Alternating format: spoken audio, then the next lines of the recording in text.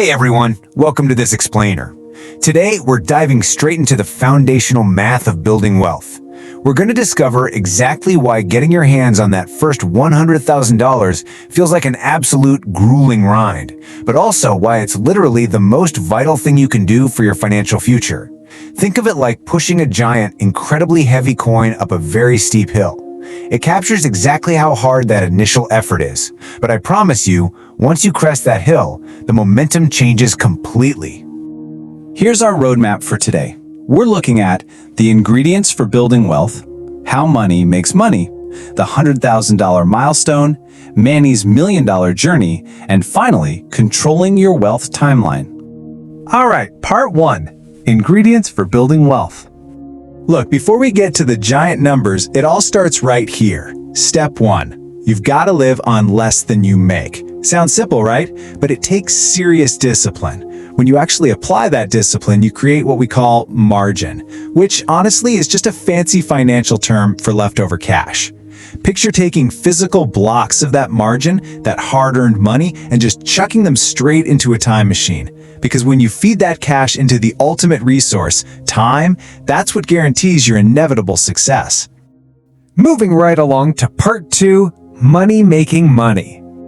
So, compounding interest. It's literally the engine driving this entire process. It's just when your invested money goes out, works hard, and makes a little bit of money.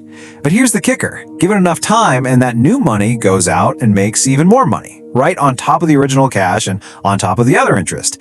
Basically, you're building this little army of dollars working 24/7 for you, and your wealth starts snowballing at an accelerating rate.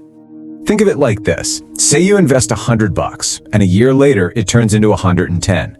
You made 10%. Awesome. But fast forward to your next 10% gain. You aren't just making $10 anymore. You're making your gain on the $110.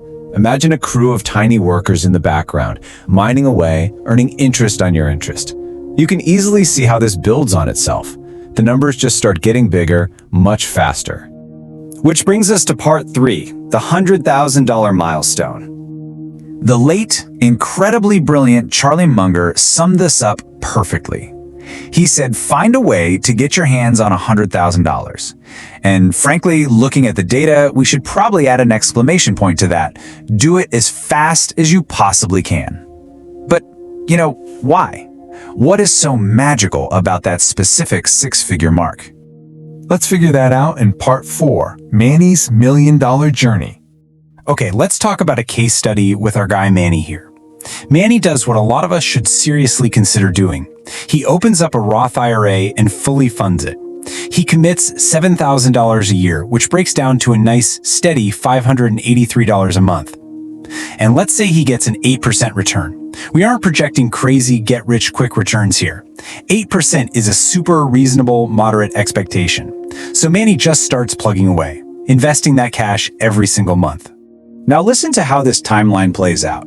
With that steady, disciplined behavior, it takes Manny 9.6 years. Yeah, almost an entire decade, just to scrape together that first $100,000. It's a grind, but think about what happens next.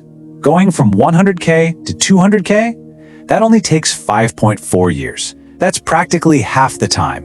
And from $200,000 to $300,000, only 3.7 years. The time it takes to hit these milestones literally plummets as his army of dollars steps up and does the heavy lifting. And this is where the math just completely blows your mind. At first, you've got the exhausting grind of pushing a massive boulder up a steep hill for 9.6 years just to get to that first $100,000. But fast forward a bit. The journey from $500,000 to his first full million, a massive $500,000 jump, only takes 7.8 years. Honestly, let that sink in for a second. He makes 5 times the amount of money, and it actually takes him almost 2 years less time than it took to scrape together his first $100,000. He's basically just happily riding that boulder downhill now. That's the sheer power of compounding growth, letting your money work way harder than you ever could. All right, final section, part 5, controlling your wealth timeline.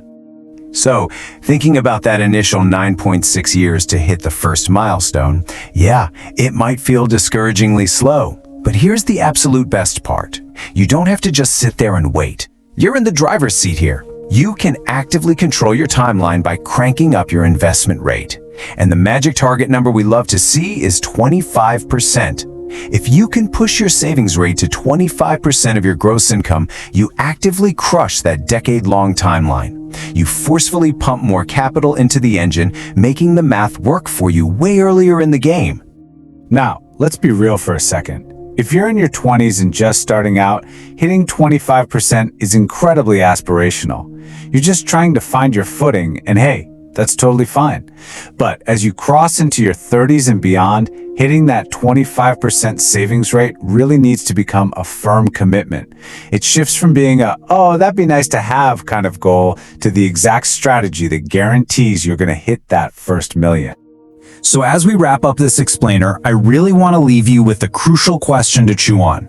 Now that you've seen the undeniable math of compounding interest, and you know how dramatically the timeline physically shrinks after you hit that first 100 grand, what is your journey going to look like?